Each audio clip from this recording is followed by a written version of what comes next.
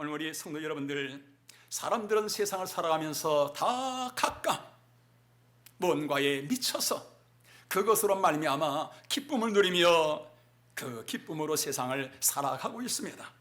그런데 여러분들, 일에 미치는 거 중요하지요.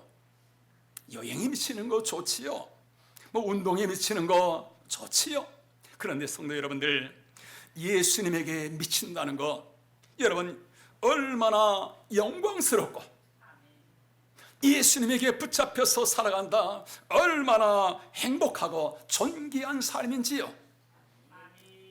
그래서 바울은 저에게, 문 목사, 당신도 예수에게 미쳐보게 라고 권하고 있는데요, 오늘 바울의 이 말은 저에게만이 아니라 오늘 이 시간에 여러분들에게도 동일하게 말씀하고 있습니다. 높은 위례교회 성도 여러분들, 여러분들도 예수님을 적당히 믿는 것이 아니라 나처럼 예수님에게 미쳐보세요. 예수로 충만해 보세요. 하나님이 여러분의 모든 삶 속에서 함께 하시며 여러분의 삶은 하루하루가 감동과 감격과 행복 그 자체가 되어질 것입니다 라고 바울 선생이 지금 우리에게 지금 권하고 있네요. 저 지난주 새벽 기도를 준비하기 위해서 사도행전을 보는데 내게 크게 와닿는 단어가 있었습니다. 그것은 바울이 미쳤다라는 말입니다. 사내들인 공회에서 바울을 재판하기 위해서 총독과 왕과 또 대제사장 또 그 나라의 지도자들이 그 공회에 쫙 앉아 있습니다. 그리고 바울은 포승줄에 묶여서 그 앞에 서서 재판을 받고 있습니다. 이때 총독이 바울에게 하고 싶은 말을 하라고 발언권을 줍니다. 그러자 바울은 이때가 바로 이 고관들에게 복음을 전할 기회다라고 생각하고서 힘있게 복음을 전합니다. 그 복음을 전하는데 그 내용이 뭔가요?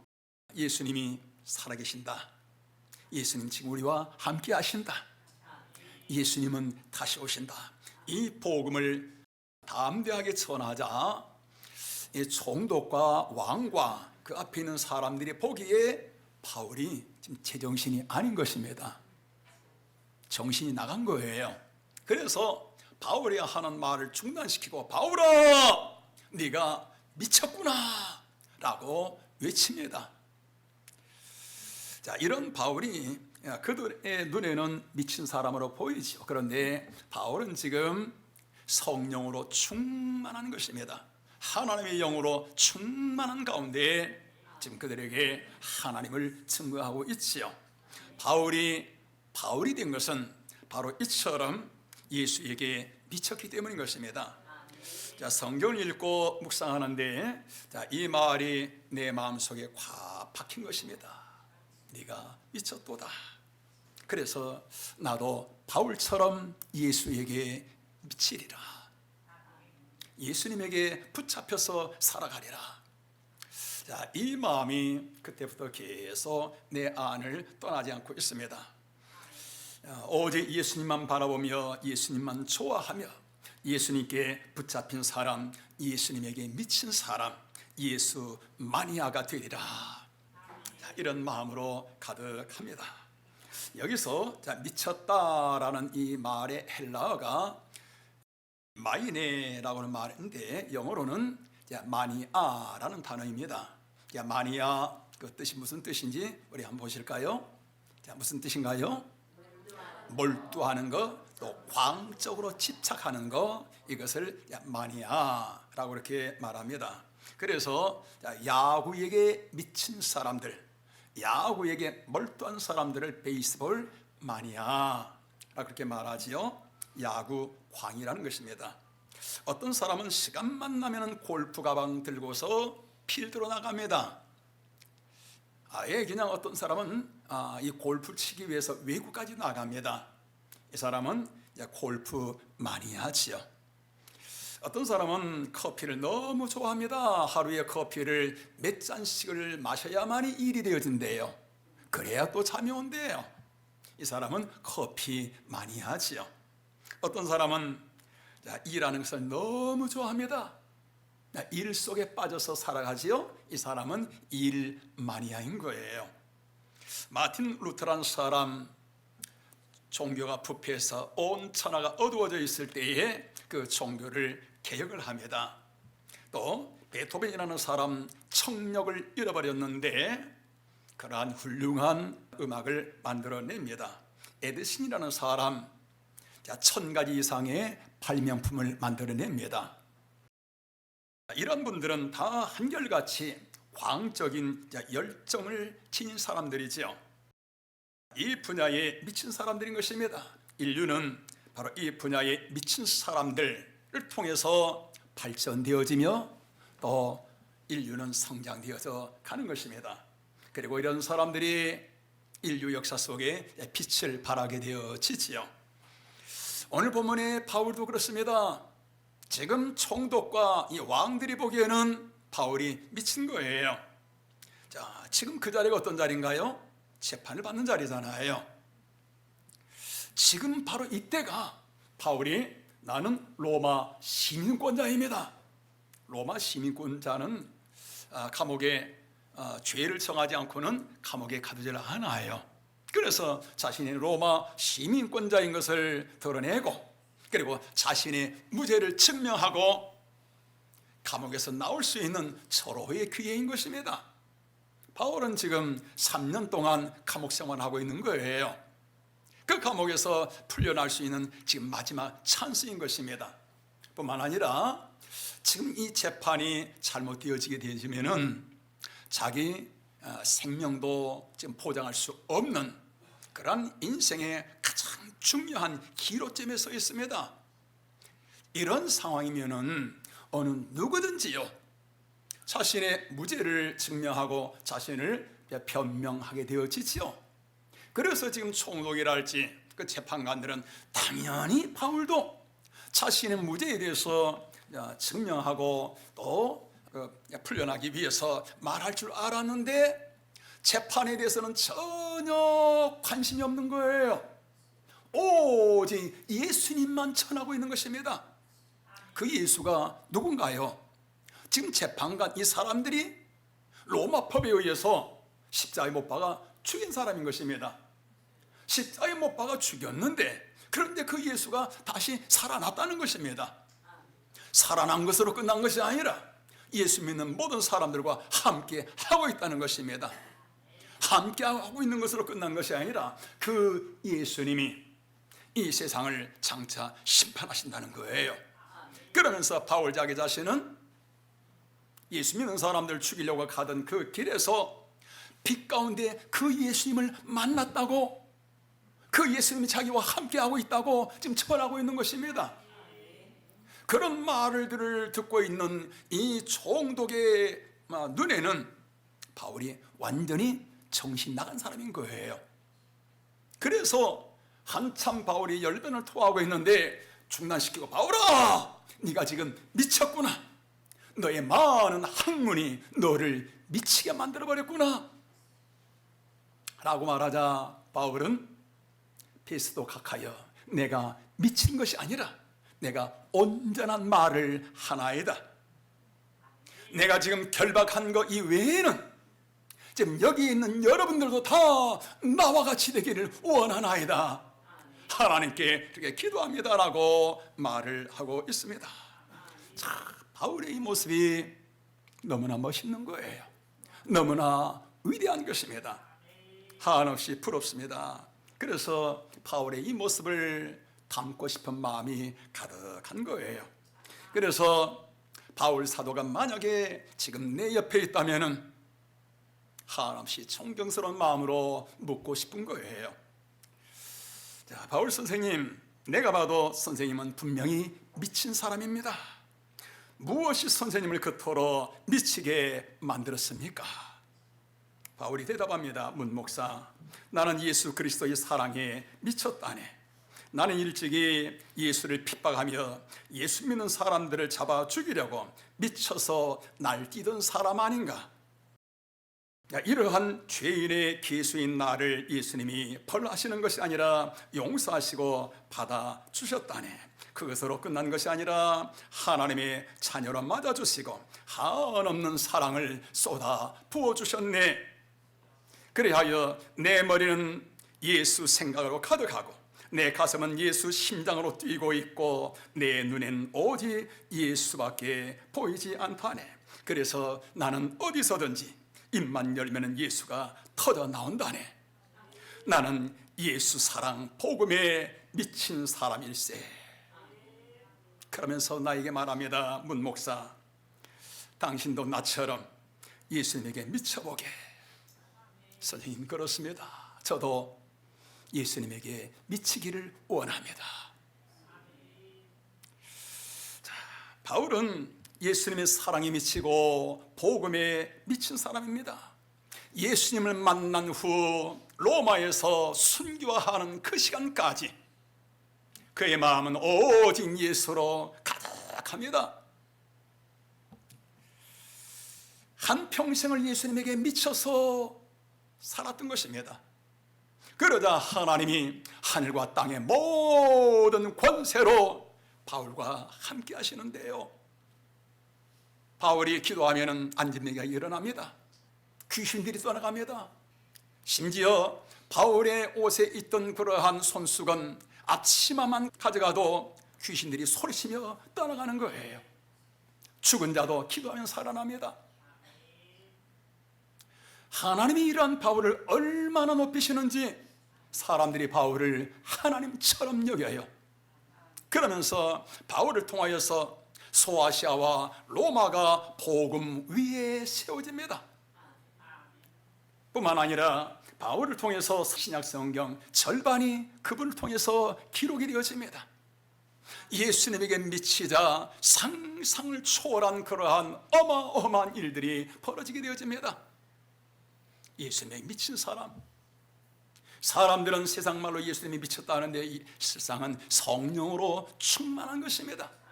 이처럼 예수님에게 미치자 그의 삶은 세상의 어느 누구와도 비교할 수 없이 행복하고 가치 있고 존귀한 삶이 되어집니다. 오늘 우리 성도 여러분들, 사람들은 세상을 살아가면서 다 각각 뭔가에 미쳐서 그것으로 말미암아 기쁨을 누리며 그 기쁨으로 세상을 살아가고 있습니다. 그런데 여러분들, 일에 미치는 거 중요하지요. 여행에 미치는 거 좋지요. 운동에 미치는 거 좋지요. 그런데 성도 여러분들, 예수님에게 미친다는 거 여러분 얼마나 영광스럽고 예수님에게 붙잡혀서 살아간다 얼마나 행복하고 존귀한 삶인지요. 그래서 바울은 저에게 문 목사, 당신도 예수에게 미쳐보게 라고 권하고 있는데요, 오늘 바울의 이 말은 저에게만이 아니라 오늘 이 시간에 여러분들에게도 동일하게 말씀하고 있습니다. 높은 위례교회 성도 여러분들, 여러분들도 예수님을 적당히 믿는 것이 아니라 나처럼 예수님에게 미쳐보세요. 예수로 충만해 보세요. 하나님이 여러분의 모든 삶 속에서 함께 하시며 여러분의 삶은 하루하루가 감동과 감격과 행복 그 자체가 되어질 것입니다 라고 바울 선생이 지금 우리에게 지금 권하고 있네요. 오늘 성도 여러분들, 사도 바울의 깊은 그 심장 속에서 터져나오는 이 뜨거운 이 사랑의 권면, 오늘 여러분들은 어떻게 받아들이시는지요? 선생님, 그렇습니다. 나도 선생님처럼 예수님께 붙잡힌 바 되기를 원합니다. 예수로 충만하기를 원합니다. 예수님에게 미치기를 원합니다. 할렐루야. 오늘 그러한 저와 여러분들, 이러한 사건이 벌어지는 오늘 우리의 삶이 될 수 있기를 주님의 이름으로 축원합니다. 성도 여러분들, 그러면 우리는 무엇에 미쳐야 할까요? 그 답을 우리 고린도후서 5장 13절 14절에서 우리 찾아보고자 합니다. 우리 같이 읽습니다. 시작. 우리가 만일 미쳤어도 하나님을 위한 것이요 정신이 온전하여도 너희를 위한 것이니 그리스도의 사랑이 우리를 강권하시는도다. 아멘.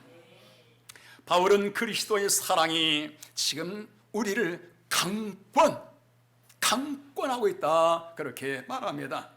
여기서 강권이라는 말은 무슨 뜻이지요? 꼼짝달싹할 수 없도록 그냥 꽉 붙들고 있는 거, 그걸 강권이라 그럽니다. 제가 여기 베개를 하나 가져왔습니다. 내가 교회에서 잘 때 사용하는 것인데요. 자, 이 베개를 우리 채원이 어디 갔어? 자, 우리 어린 아기라고 한번 생각해 볼까요? 자, 이 어린 아이를 제가 지금 두 손으로 꼭 내가 붙들고 내 품에 안고 있습니다. 이 아이 내 품에서 빠져나갈 수 있을까요? 아무리 빠져나가려 해도 목사님 내려주세요, 놔주세요, 내가 놓지 않으면 빠져나갈 수 없어요. 이게 강권인 것입니다. 바울이라는 사람이 지금까지 그리스도의 사랑이, 하나님의 사랑이 나를처럼 강권적으로 나를 붙들고 있다. 내가 이 사랑에 매여서, 이 사랑에 붙잡혀서 내가 지금까지처럼 살아가고 있노라. 하나님의 사랑에 미칠 수밖에 없는 것입니다. 바울이라는 사람이 그처럼 하나님의 이 사랑에 미친 그 이유를 오늘 성경 14절 이하에서 이렇게 말하고 있습니다. 우리 같이 한번 읽어보실까요? 다 같이 시작. 우리가 생각하건대 한 사람이 모든 사람을 대신하여 죽었은즉 모든 사람이 죽은 것이라. 지금 왜 그리스도의 사랑이처럼 내가 미칠 수밖에 없는가?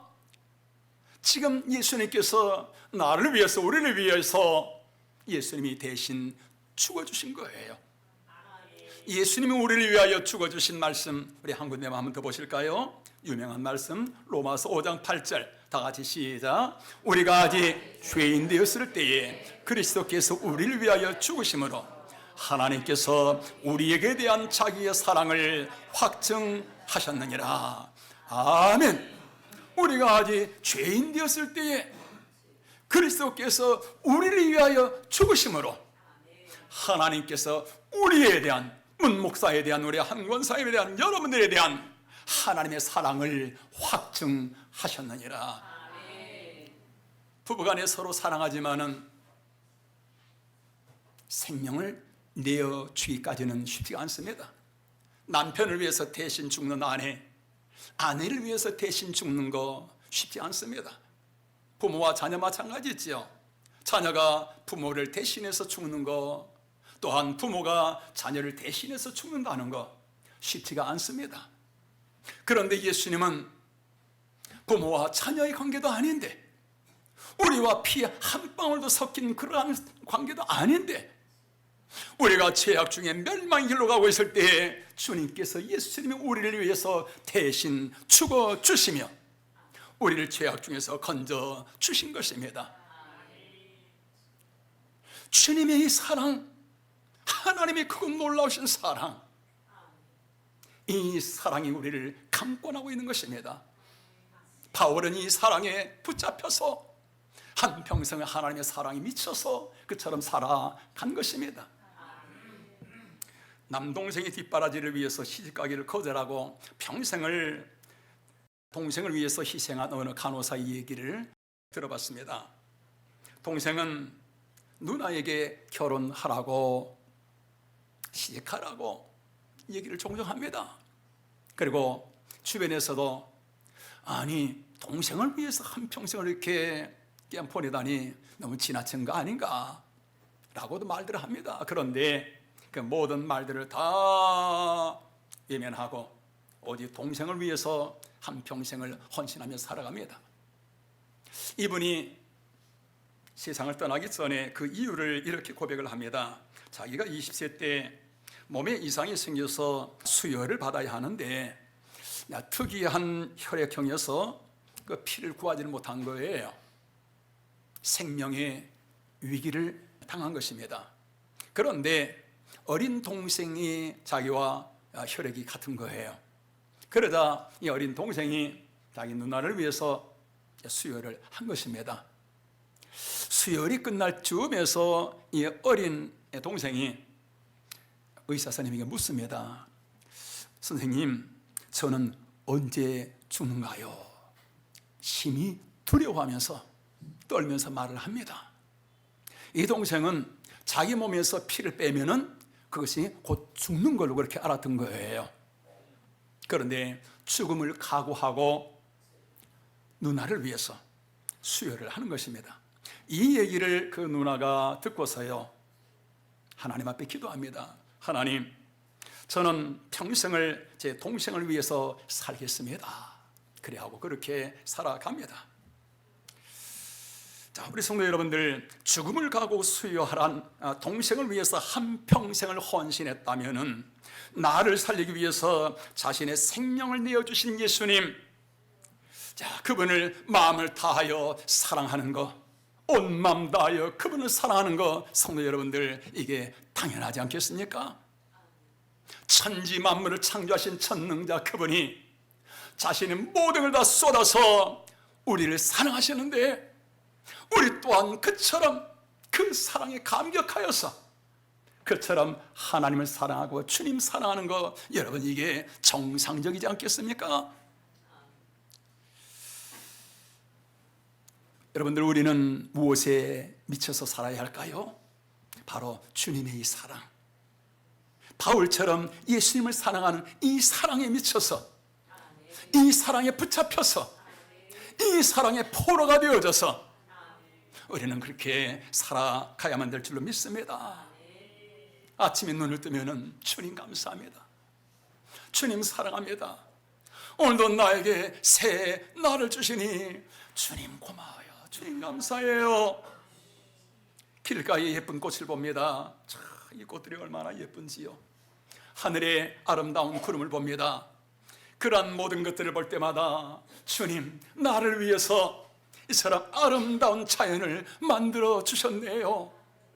주님의 솜씨 너무나 위대하고 너무나 멋져요. 때로는 마음이 아픕니다. 때로는 마음이 상합니다. 주님의 십자가를 생각하는 거예요. 주님께서 십자가에 달리실 때 얼마나 아프셨을까 생각하면은 내가 지금 마음 상한 거, 이것 때문에 내가 괴로워하는 것이 오히려 부끄럽고 죄송스러워서 눈물이 나는 거예요. 모든 삶이처럼 예수님과 연결이 되어져 있는 것입니다. 이것이 바로 주님의 사랑의 포로가 되어진 것입니다. 주님의 사랑에 붙잡힌 바 되어진 삶인 것이지요. 그래서 이런 사람들은 이렇게 노래를 하는 것입니다. 오직 주의 사랑에 매여 내 용기로 노래합니다. 이 소망의 온도 기쁨의 땅에서 주의 사랑들이 주께서 주신 모든 은혜께서 주신 모든 은혜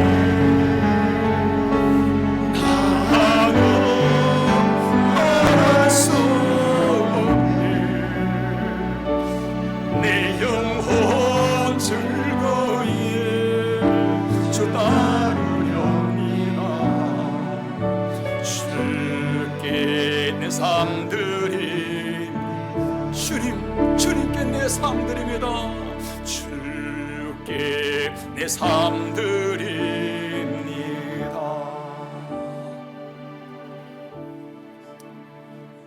여러분, 이것이 뭔가요? 예수님의 사랑에 미친 사람인 것입니다. 주님의 사랑에 포로가 되어져서 살아가는 삶인 것입니다. 여러분, 얼마나 위대한지요, 얼마나 멋있는지요, 얼마나 행복한지요. 오늘 우리 높은 더 위력의 우리 성도 여러분들, 오늘 여러분들은 무엇에 붙잡혀서 살아가시는지요? 주님의 이 사랑, 천하보다 더 높고 위대한 하나님의 사랑에 붙잡힌 바 되어져서 온 마음 다해 사랑합니다.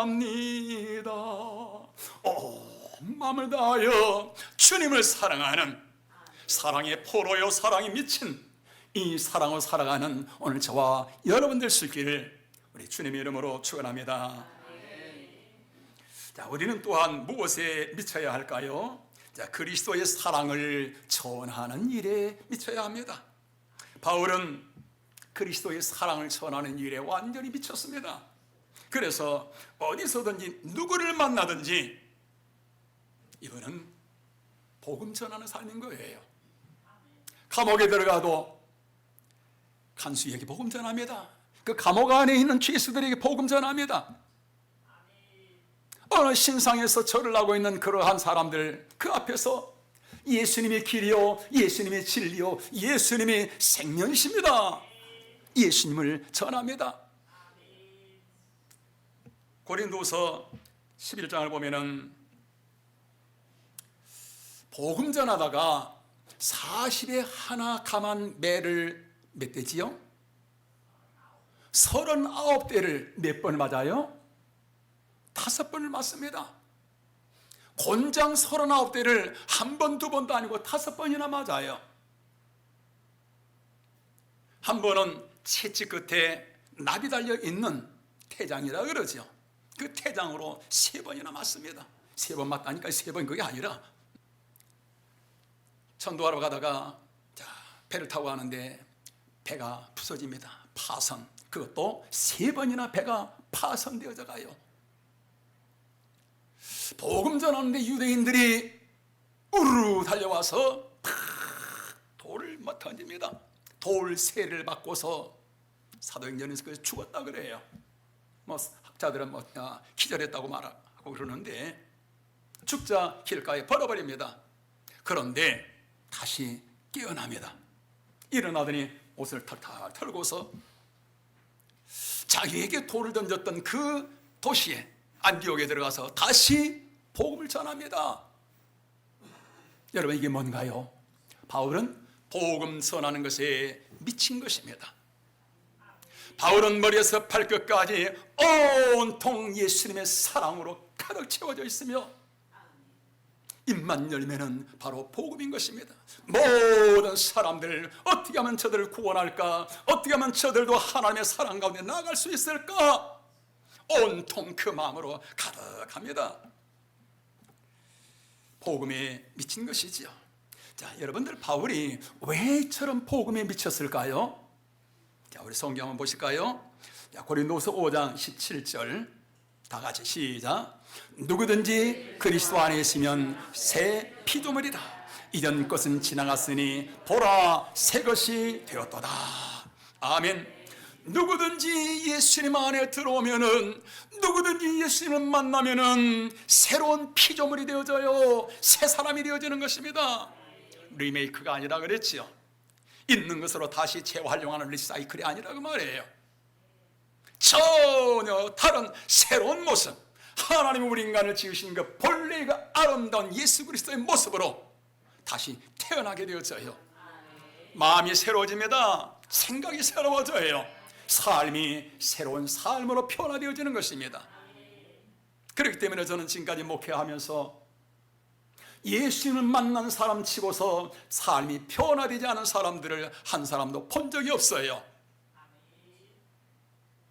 누구든지 주님의 사랑이 그 심령 속에 들어가게 되어지면 지존파처럼 인간의 길을 포기한 그런 사람들까지도요, 다 변화되어지며 그 심령이 솜털처럼 아름다운 심령으로 변화되어지는 것입니다. 그래서 고린도후서 5장 20절에 보면 너희는 하나님과 화목하라. 하나님과 화목하라. 복음에 들어가면 그 심령이 새로워지잖아요. 새 사람이 되어지잖아요. 그러다 보니까 누구든지 하나님과 화목한 삶이 되어지는 거예요. 화목이라는 것은 뭐 좀 가까이 지내는 그게 아닙니다. 기쁠 때나 슬플 때나 서로 같이 기뻐하며 같이 웃으며 같이 살아가는 이게 화목이지요. 괴로울 때도 슬플 때도 같이 서로 손을 잡고 살아가는 이게 화목인 것이지요. 누가요? 내 안에 복음이 들어올 때, 그리스도의 사랑이 나를 덮을 때에 누구든지 이처럼 하나님과 화목한 이러한 삶이 되어지는 것입니다. 그래서 이 복음을 뭐라고 말하는가? 복음을 뉴한겔리온, 영어로 굿뉴스, 좋은 소식, 기쁜 소식이라고 말하는 것입니다. 이 복음이 들어가게 되어지면 누구든지 그 삶의 변화가 일어나요. 말로 표현할 수 없는 하나님의 기쁨이 심령 속에 임하게 되어지는 것입니다. 복음을 받는 사람들만이 아니에요. 복음을 전하는 사람들을 다 통일하게 이런 것입니다. 저는 전도하려는 그런 마음이 항상 내 마음속에 있습니다. 그래서 지난 주간에는 뭐 이런 것 저런 것 쭉 준비하고 하다가 목요일 밤에 시간이 나서 밤에 교회 앞에 이곳저곳 돌아다닙니다. 1시간 반 동안 다니면서 이 사람 저 사람들 여러 사람들을 만납니다. 그중에 어떤 사람은 뭐 대화하다 보니까 버스 100대를 가지고 있는 여행사 대표 사장이더라고요. 밤에 9시 넘어서 그 사장 이 사무실이 보니까 이제 2군데나 있던데 그 사무실에 가서 차를 나누며 대화를 나눕니다. 그런 사람 처음 봐요. 세상에 태어나서요 교회를 한 번도 가본 적이 없대요. 그래서 목사님, 내 교회에 차 마시러 갈게요. 교회 예배 드리러 온 것이 아니라 차 마시러 온대요. 하나님이 예비하신 사람이지요. 하나님이 멋지게 위대하게 쓰실 그러한 모습이 쭉 보여져요. 어떤 분에게는 한 달 전에 만난 사람입니다. 문자를 전에 보냈더니 늘 목사님만 생각하면 기쁘고 마음이 좋습니다.